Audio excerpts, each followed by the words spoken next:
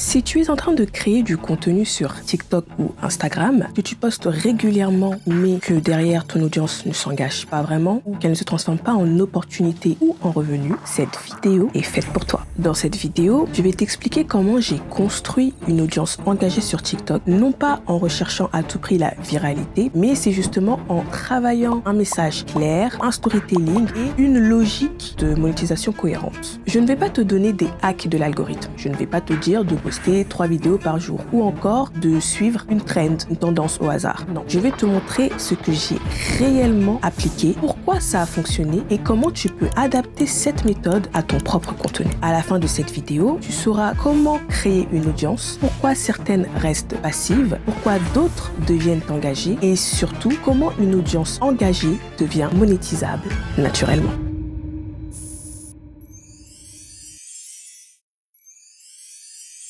Alors pour ceux et celles qui ne me connaissent pas encore, je suis Avy et j'aide les jeunes femmes ambitieuses à créer leur audience sur TikTok et à transformer cette audience en opportunité de business concrète.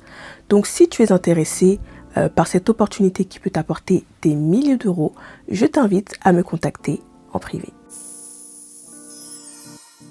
Avant de commencer à exploser sur TikTok, j'étais comme toi. J'avais 1001 idées dans la tête, mais je ne savais pas forcément quelle direction prendre. Je savais que j'aimais créer du contenu, mais je ne savais pas forcément comment le façonner et comment attirer les bonnes personnes, tout simplement. Je savais pertinemment que j'avais quelque chose à apporter, mais je ne savais pas encore sous quelle forme. Et c'est là que j'ai compris un truc. La réussite n'appartient pas à celles et ceux qui ont du talent. Ça appartient à celles et ceux qui ont de la clarté.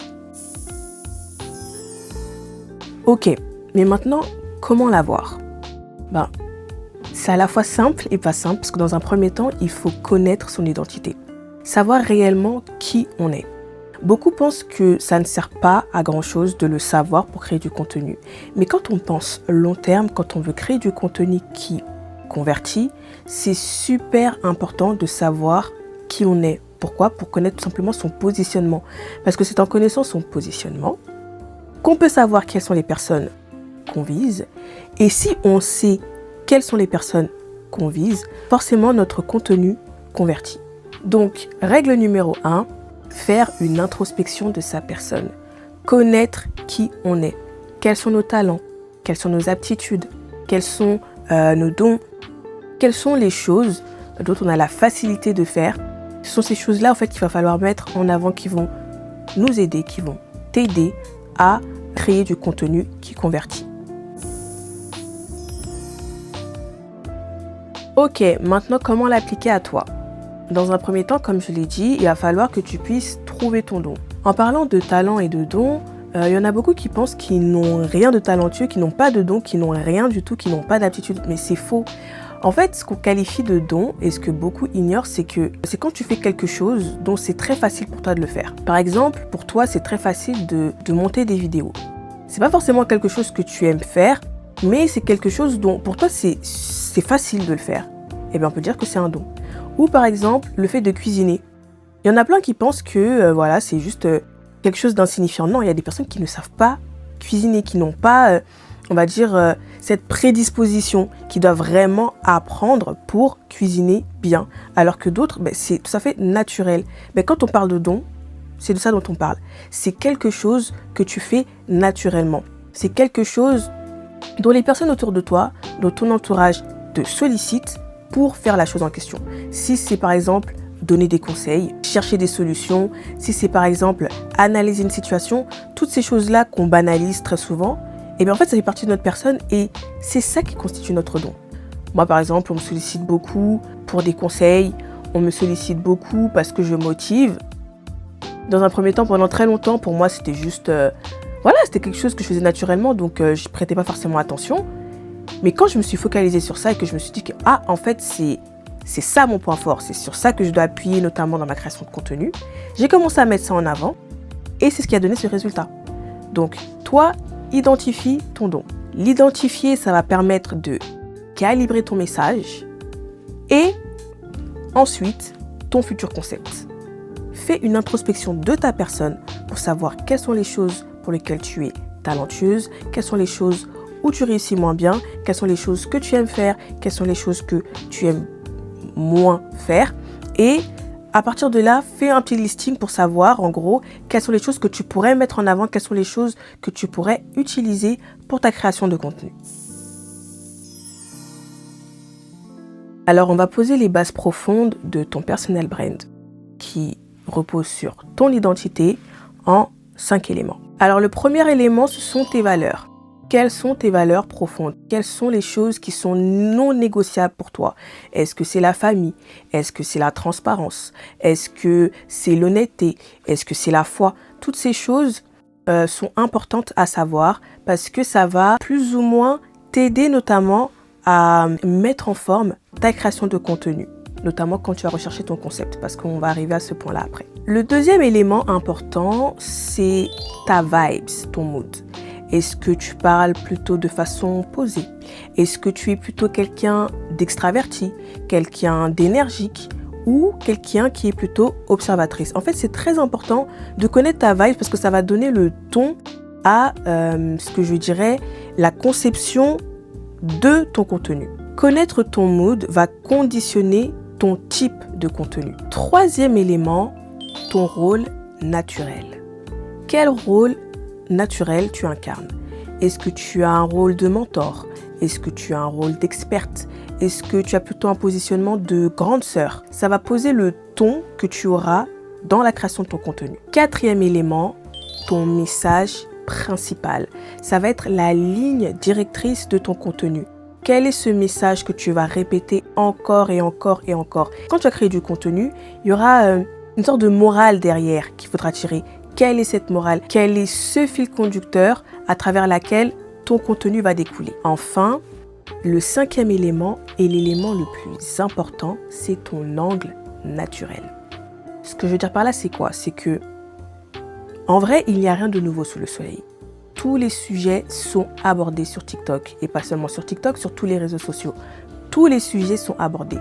Mais qu'est-ce qui fait que un utilisateur va plus suivre le conseil de l'un plutôt que de l'autre? C'est son angle naturel, la façon dont il va aborder ce sujet. Par exemple, tu peux parler de la monétisation TikTok, c'est-à-dire que tu vas parler de monétisation certes, mais sous l'angle de la grande sœur, sous l'angle de la personne qui est passée par là et à travers lesquelles on peut se reconnaître. Maintenant, une autre personne peut adopter une autre posture. Une personne experte qui, voilà, ça fait des années qu'elle a analysé toutes les stratégies, etc. et prend ce ton d'expert. Et on peut aussi suivre cette personne parce que justement, elle est experte. Je ne sais pas si tu vois ce que je veux dire. En gros, tu peux aborder un seul et même sujet, mais pas de la même manière. Et c'est pour ta façon à toi d'aborder le sujet qu'on va te suivre. Donc, il faut connaître ton angle naturel. Est-ce que tu as une faculté de motiver? Est-ce que tu as cette faculté d'expliquer? Est-ce que tu as cette faculté d'inspirer? Connaître ton angle naturel. Parce que c'est cet angle naturel qui va donner cet élément qui fera qu'on va te suivre toi et pas une autre personne pour ce sujet en particulier. Garde une chose en tête. Les gens, en tout cas aujourd'hui, les gens ne suivent plus une personne pour ce qu'elle poste, mais ils la suivent pour ce qu'elle incarne. Il faut vraiment que tu puisses garder ça en tête parce que c'est ça qui va te permettre de déterminer quel est ton personal brand et comment tu veux te présenter sur les réseaux sociaux. Et c'est pour ça que la chose la plus naturelle à faire, c'est d'être toi. Parce que si, par malheur, tu décides de copier quelqu'un et d'incarner son personal brand sur le long terme, tu ne vas pas tenir. Pourquoi? Parce que c'est pas toi, tout simplement. Donc, le meilleur conseil que je peux te donner, c'est de vraiment incarner toi, tout simplement. Maintenant, comment le savoir? Encore une fois, reprends la liste des 5 éléments que je t'ai indiqués et fais l'introspection de ta personne pour savoir qui tu es dans ces 5 éléments-là. Parce que ces éléments-là vont te servir pour la création de ton contenu.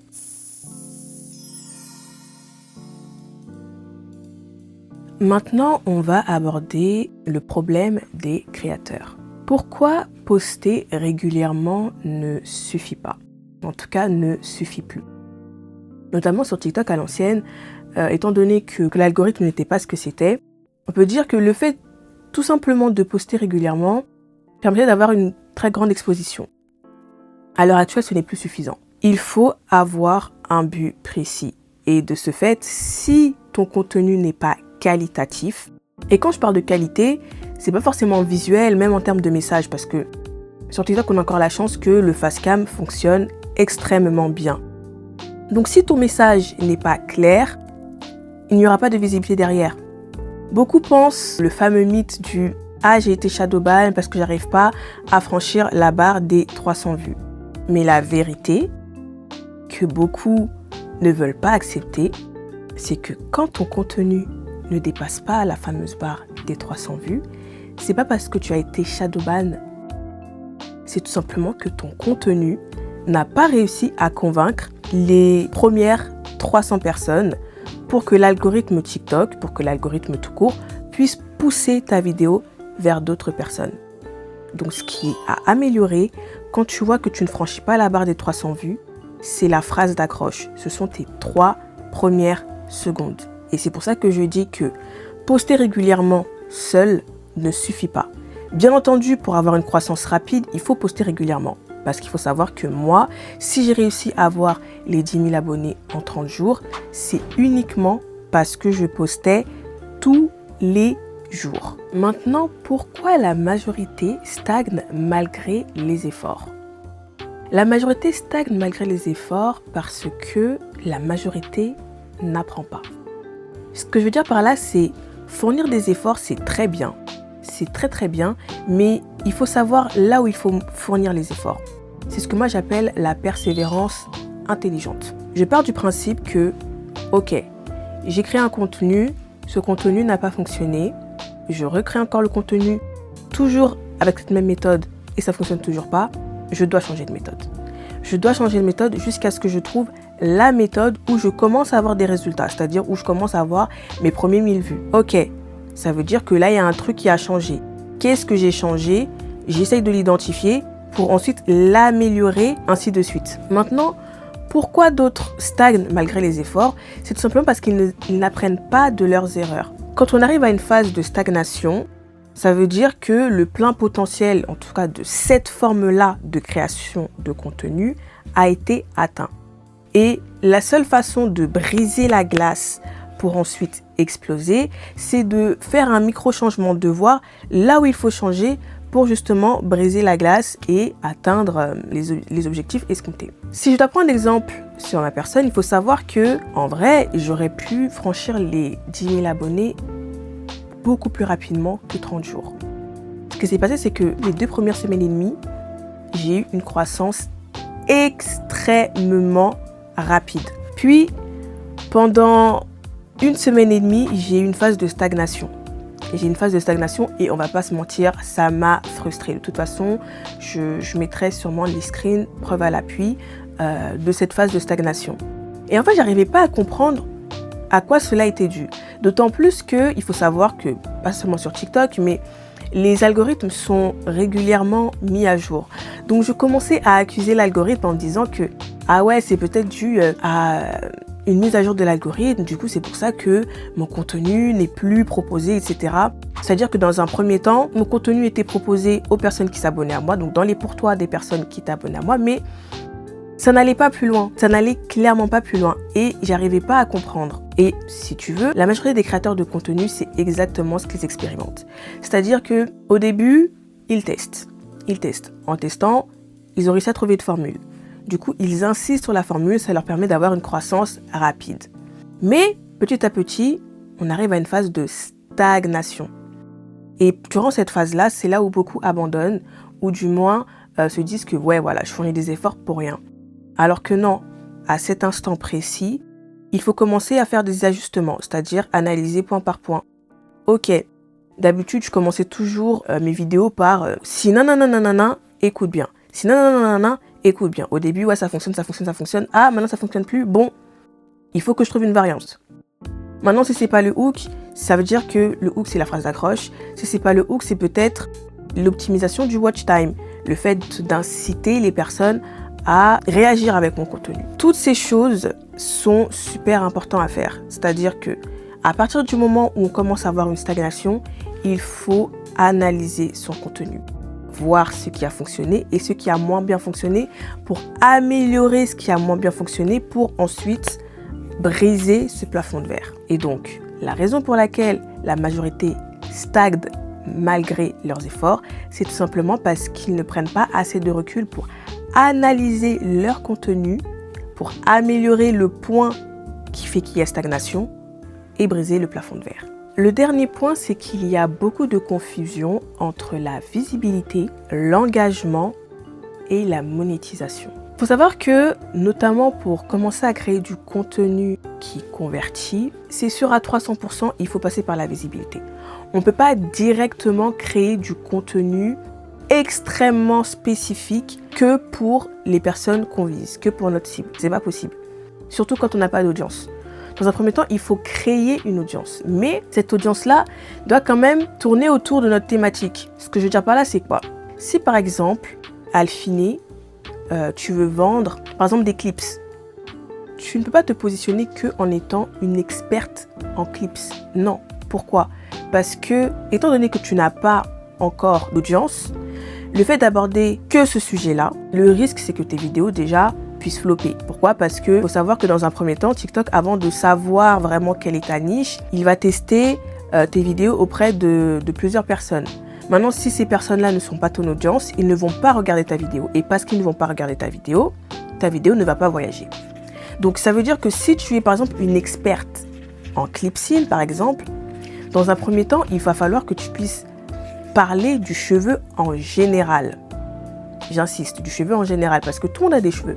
Et donc, du coup, la façon dont tu vas aborder ton sujet par rapport aux cheveux, les 300 premières personnes, ils vont regarder, ah ouais, c'est vrai, nanana, et ça va booster. C'est-à-dire que le watch time est optimisé, l'algorithme va présenter encore à 300 autres personnes, etc., etc., etc. Le fait d'augmenter la visibilité à travers cette vidéo, ça va toucher potentiellement aussi ta cible. Et en amenant cette visibilité, tu auras des abonnements. Des abonnements à la fois des personnes qu'on va qualifier de personas qualifiées, mais aussi on va dire des personnes parasites entre guillemets. Mais c'est pas grave. Le plus important, c'est que tu puisses avoir plus de visibilité pour atteindre une grosse partie de ton persona final, de ton persona qualifié. Et pour ça, tu n'as pas d'autre choix que de créer du contenu viral. Ce que je veux dire par là, c'est un contenu un peu plus mainstream, un peu plus général, qui va pas forcément traiter du clipsing, qui va traiter du cheveu en général, pour justement attraper ton persona final. Ok, maintenant qu'on a abordé tout ça, on va parler de mon point de départ. On va enfin parler de mon étude de cas que tu pourras appliquer à ta personne. Il faut savoir que je suis sur TikTok depuis 2023. Ok, je suis sur TikTok depuis 2023. Dans un premier temps, ce n'était pas du tout dans le but de créer une audience, etc. Pas du tout. C'était juste, pour moi, c'était juste un échappatoire parce que j'avais quitté les autres réseaux sociaux, à savoir Instagram et autres. Et donc, je m'étais simplement réfugiée sur TikTok. Ça, c'était en 2023.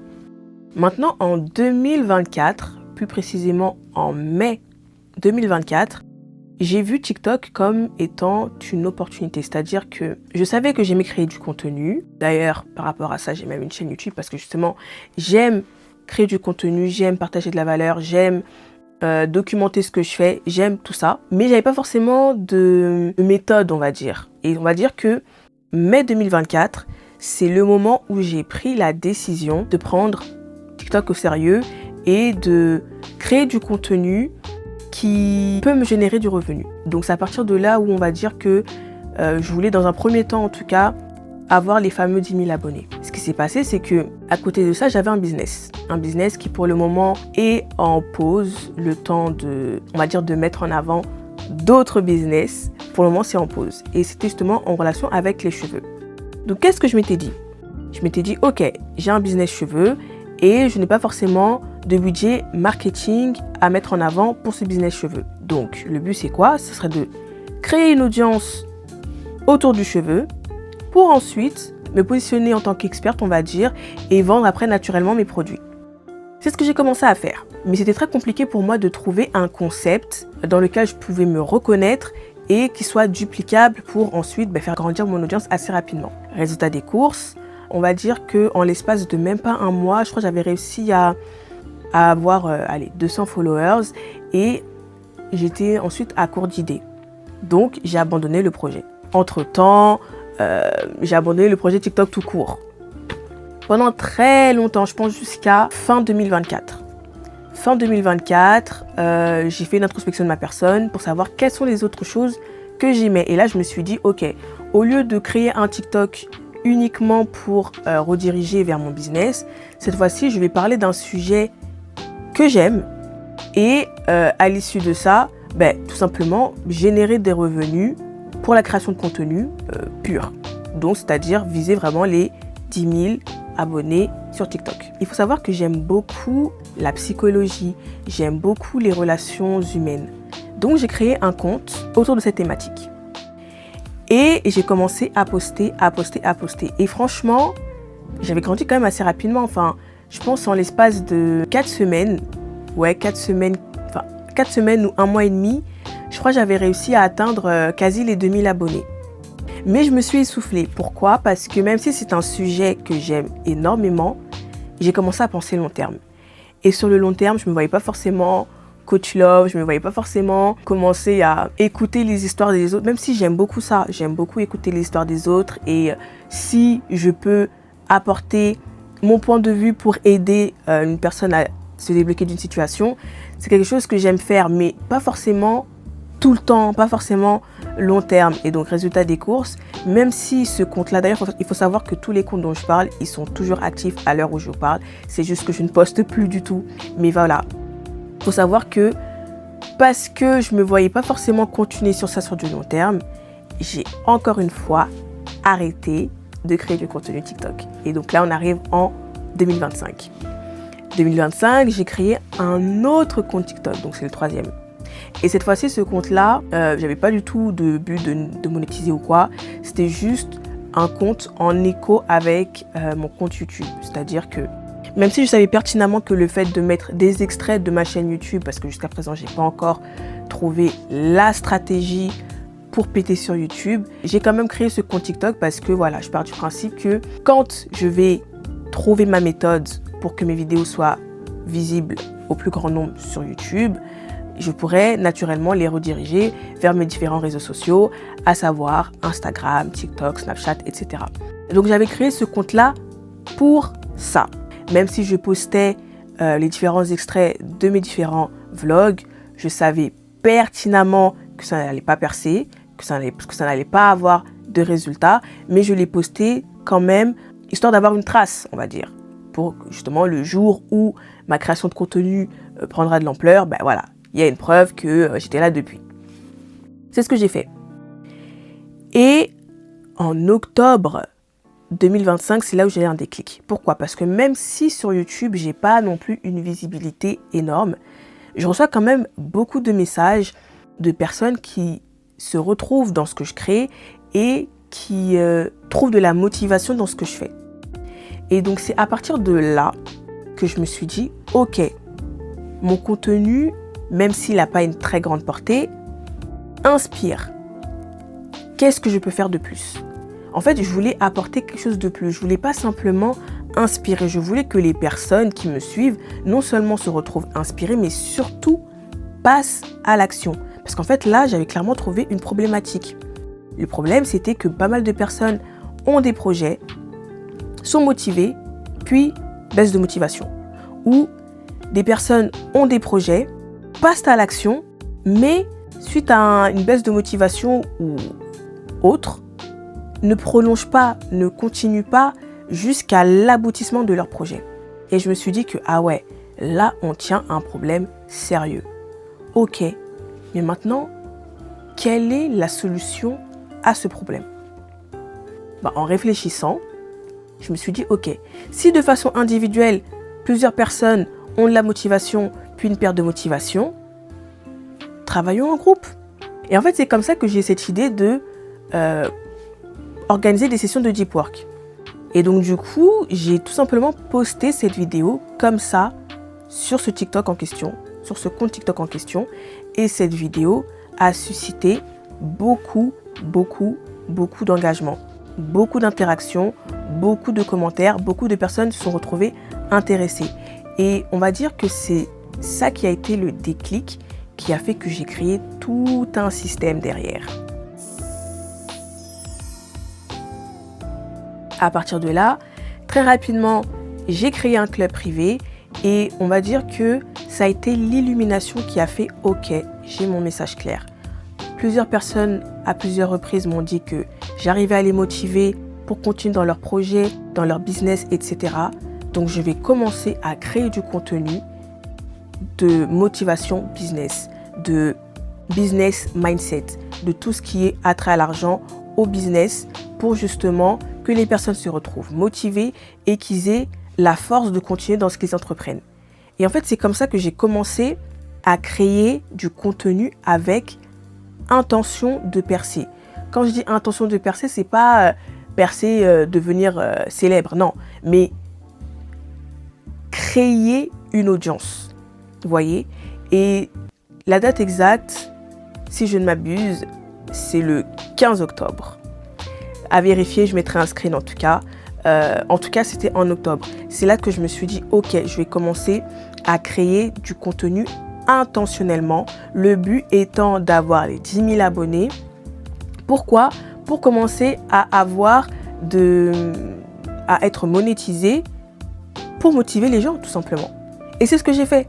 C'est-à-dire que tous les jours sans exception, j'ai commencé à poster des vidéos où je motivais les troupes, mais pas juste les motiver, non, les motiver dans la création de business, les motiver dans le mindset, toujours autour du business. Et c'est comme ça en fait que j'ai eu les 10 000 abonnés très rapidement. Je crois que c'était le 15 novembre, si je ne me trompe pas, que j'ai franchi la barre des 10 000 abonnés. Et en continuant, je crois 4 jours après, j'étais déjà à 20 000. Puis ensuite, une vidéo m'a rapporté plus de 10 000 abonnés, une seule vidéo. Enfin, en fait, après, ça devient exponentiel. Quand on a réussi à décoder le code et à franchir la barre des 10 000 abonnés, c'est super rapide après de continuer l'ascension. Maintenant, ok, j'avais trouvé mon message clair, mais maintenant, pourquoi ça a fonctionné ? Parce qu'avoir le message clair, c'est bien beau, mais c'est pas suffisant. Pour pouvoir percer sur TikTok, commencer à créer une audience assez rapidement, l'idée de concept est super important et il doit arriver très rapidement. Parce que tu peux avoir un message clair, mais encore une fois, si tu n'arrives pas à bien le mettre en forme, ta vidéo va tout simplement flopper et tu vas encore une fois stagner et ne pas franchir la fameuse barre des 300 vues. Il faut trouver un concept et un concept qui fonctionne. Comme on dit, il n'y a rien de nouveau sous le soleil. Ça ne sert à rien d'inventer quelque chose d'extraordinaire. Non, on prend quelque chose qui fonctionne déjà et on l'améliore. C'est-à-dire qu'on le met à notre sauce. C'est exactement ce que j'ai fait. C'est-à-dire que j'ai commencé à faire de la veille concurrentielle. J'ai commencé à regarder les vidéos de personnes qui, elles aussi, parlent de business motivation, qui, elles aussi, parlent de business mindset, qui, elles aussi, parlent en gros de tous les sujets que j'aimerais aborder. Et j'ai commencé à analyser méthodiquement comment ils abordaient le sujet. Pourquoi ? Pour connaître un peu les concepts qui fonctionnent. Regarder les vidéos qui fonctionnent, pourquoi elles ont fonctionné. Et pour savoir ça, il faut pas oublier de regarder aussi les commentaires. Parce que oui, si par exemple, il y a une vidéo qui a extrêmement bien fonctionné, la personne elle a parlé de business mindset, mais que quand tu vas dans les commentaires, tu vois que la personne elle dit, enfin en tout cas les commentaires les plus likés sont des personnes qui disent « Oh là là, mais t'es trop belle !» Mais en fait la vidéo elle n'est pas pertinente parce que la vidéo a percé non pas parce que la personne a abordé le sujet d'une certaine manière, non. Elle a fonctionné parce que la personne était belle. Donc il n'y a aucun intérêt avec ce qu'on essaye de faire. Donc encore une fois, veille concurrentielle, méthodique et vraiment de façon minutieuse. Regardez les vidéos qui ont fonctionné, pourquoi elles ont fonctionné, les indicateurs, regardez s'il y a beaucoup de commentaires, s'il y a beaucoup de partages, etc. Tous ces éléments à analyser pour comprendre l'idée de concept. Une fois qu'on a compris l'idée de concept, on prend les concepts qui nous plaisent et ensuite on le calibre à nous pour justement que notre message puisse toucher le plus grand nombre. Et c'est comme ça que j'ai fait mes 10 000 abonnés très rapidement, puis les 20 000, puis les 30 000, puis les 40 000 et aujourd'hui 50 000. Sachant que, on va pas se mentir, ça fait très facilement 1 mois que je ne suis plus du tout régulière sur les réseaux, même pas 1 mois, 2 mois, honnêtement ouais. 1 mois et demi, 2 mois que je ne suis plus du tout régulière sur mon compte TikTok et pourtant mon compte TikTok continue à apporter de l'audience. Je continue à avoir une audience qui grandit. Pourquoi? Parce que les vidéos que j'ai postées en amont étaient des vidéos avec un fort message qui jusqu'à présent continue à me rapporter de la conversion. Maintenant, comment trouver ton concept? Si tu as écouté mon étude de cas, tu as vu que quand finalement j'ai pris conscience de mon identité, de ce qui faisait de moi et de mon don, de pourquoi les personnes me sollicitaient, j'avais maintenant un message clair, j'avais maintenant une solution à un problème donné. Donc il faut savoir que pour toi, comment trouver ton concept? La méthode c'est déjà comme je te l'ai dit, savoir qui tu es, savoir quel est ton don et ton objectif, en gros le message que tu souhaites apporter. Ok, une fois que ça a été fait, qu'est-ce que j'ai dit dans mon étude de cas? J'ai dit que maintenant que je savais quelle était la thématique que je pouvais aborder, il va falloir maintenant savoir comment l'aborder de sorte à ce que l'algorithme TikTok puisse favoriser mon contenu. Qu'est-ce que j'ai fait? De la veille concurrentielle. Eh bien, pour toi, pour trouver ton concept, le concept qui te ressemble, il va falloir que tu fasses de la veille concurrentielle. Pourquoi faire de la veille concurrentielle? Ce n'est pas pour copier. Franchement, ça ne sert à rien. Copier, juste pour copier, ça ne sert strictement à rien. Tu peux avoir des résultats, mais c'est pas solvable sur le long terme. La veille concurrentielle, ça va te permettre de connaître le mécanisme, de comprendre ce qui fonctionne réellement pour ensuite l'appliquer à toi, selon ton prisme. Là, on arrive à un point super important, le concept. Qu'est-ce que le concept? Le concept, c'est l'addition de ton identité avec ton don et ton objectif. Pourquoi le concept change tout? Eh bien, tout simplement parce que déjà, ça t'enlève un stress. C'est-à-dire que tu n'es plus obligé de te comparer à tel ou un tel. Non, parce que comme le concept, il est propre à toi, tu n'es pas comparable, en fait, tout simplement. Rappelle-toi, dans les éléments, les 5 éléments, ton angle naturel. Donc, tu es unique. Ça t'enlève un stress, déjà. Secondo, comme je te l'ai dit, le concept change tout parce que ça supprime aussi la comparaison, étant donné que tu es toi. Il n'y a pas 1 milliard de toi. Si tu commences à te comparer, c'est que, peut-être que tu n'incarnes pas toi, ta personne. Il faut que tu t'incarnes toi. Et enfin, le concept, ça change tout parce que c'est ce qui rend TikTok lisible. Ce que je veux dire par là, c'est que c'est grâce au concept que l'algorithme TikTok va pouvoir montrer ton contenu aux bonnes personnes. On peut dire qu'il y a 6 types de concepts TikTok, en gros 6 grandes familles. On a le concept éducatif, on a le concept transformationnel, on a le concept storytelling, on a le concept polarisant, on a le concept conseil rapide et on a le concept lifestyle. Il faut savoir que aucun concept n'est meilleur que l'autre. Bon, sauf le lifestyle, celui-là je l'ai mis vraiment en dernière position parce qu'en soi, le lifestyle c'est plus intéressant quand tu as déjà une audience, bien assise.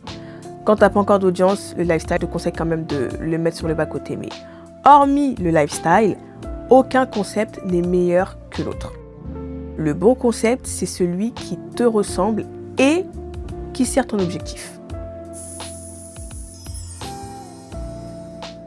Une fois que tu as ton identité, que tu connais ton point fort et l'objectif, et que tu as identifié le concept que tu veux reproduire à ta sauce, On arrive au troisième élément super important. Quel problème résoudre?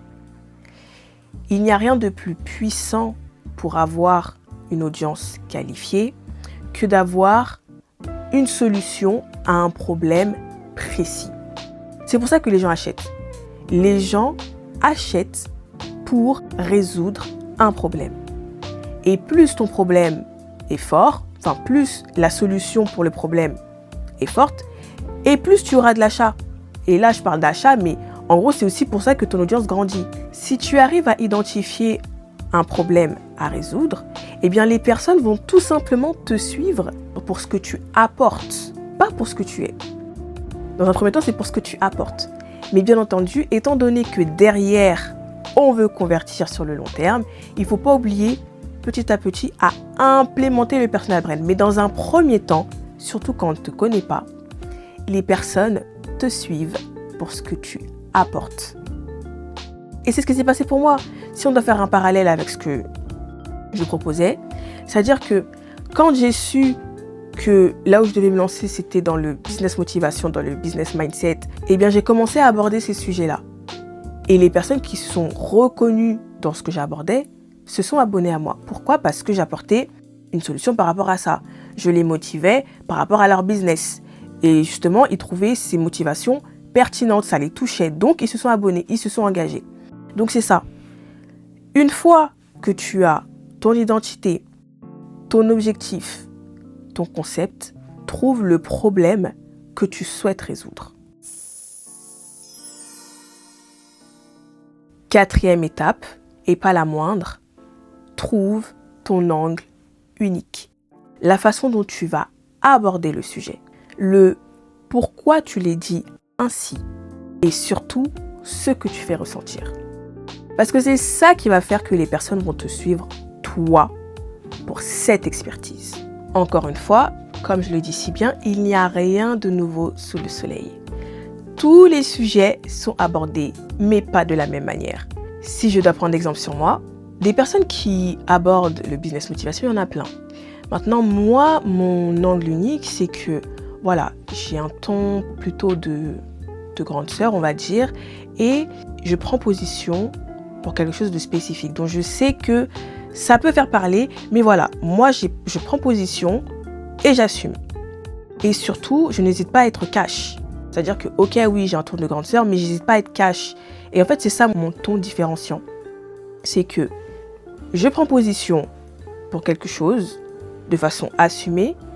Par moment, je peux parler de façon cash, mais en rajoutant quand même une petite touche d'humour parce que voilà, position de grande sœur, position d'une personne qui est elle-même passée par là, qui elle-même passe par là et qui, parce que je suis passée par là ou je passe par là, tu peux t'identifier. À présent, maintenant qu'on a notre identité, qu'on a notre concept, passons à la rédaction du script. La structure simple et efficace qui fonctionne toujours, c'est le hook, en gros la phrase d'accroche, l'attention, le shift et le CTA, le call to action, en gros l'appel à l'action. C'est cette structure-là qui fonctionne à tous les coups. Si tu vas sur mon compte TikTok, tu verras que toutes mes vidéos sont construites de cette manière. On a une phrase d'accroche, un hook qui fait que voilà, tu vas t'arrêter de scroller et tu vas regarder ma vidéo. Ensuite, on a le développement. Ce développement, donc on a une tension, puis un shift, donc c'est-à-dire une situation initiale, puis ok d'accord, cette situation-là, tu veux qu'elle change, le shift. Et enfin, le call to action. Toutes mes vidéos sont construites de cette manière. Va vérifier. Maintenant, il faut savoir que notamment dans mon accompagnement one-to-one, on va beaucoup plus en profondeur, c'est-à-dire, ok, pourquoi cette structure fonctionne? Quel est le hook par rapport à ta personne, par rapport au sujet que tu veux aborder? Quel est le hook qui fonctionne le mieux? On rentre en profondeur pour tout ça. Donc, si tu es intéressé, n'hésite surtout pas à rejoindre mon accompagnement one-to-one. La règle d'or quand tu écris ton script, c'est de toujours l'écrire selon ta vibes et non pas celle des autres. On ne copie pas. On prend la structure qui fonctionne et on l'adapte à nous. Toujours. Ok, c'est bien. On a notre identité. On connaît notre don. On sait ce qu'on peut mettre en avant pour créer du contenu qui convertit. On a notre concept. On l'a fait grâce à la veille concurrentielle. On connaît la structure de base du script. Maintenant, comment avoir une audience très rapidement? Eh bien, je vais vous révéler ma méthode qui a fonctionné, qui a fait que j'en suis là où j'en suis aujourd'hui. J'appelle cette méthode 6+1 temps, même si en réalité, on ne va pas se mentir, en tout cas pour moi dans un premier temps, c'était du 7-7 ans. C'était pas du 6+1 temps, c'était du 7-7 non-stop pendant 30 jours. Mais le 6+1 temps fonctionne tout autant. Le principe est simple, c'est poster une vidéo par jour pendant 6 jours d'affilée et un temps de récup pour analyser les performances des vidéos qui ont été postées. C'est ce que moi j'appelle le 6+1 temps. C'est vraiment essentiel de poster une vidéo par jour minimum pendant 6 jours. Pourquoi? Parce que ça va permettre de chauffer l'algorithme et que l'algorithme puisse comprendre que ok, non seulement je suis régulière, mais je parle de tel sujet et donc l'algorithme va pousser naturellement tes vidéos auprès de l'audience qualifiée. Et c'est comme ça, c'est uniquement comme ça que ton audience va grandir rapidement. Sur TikTok, il n'y a pas d'autre choix. C'est pas en postant une fois tous les 3 jours, c'est pas en postant 2 fois par semaine. Si tu veux avoir une croissance rapide comme la mienne, c'est-à-dire avoir les 10K d'abonnés en 30 jours, c'est possible que si tu postes une fois par jour. Une fois par jour, non négociable.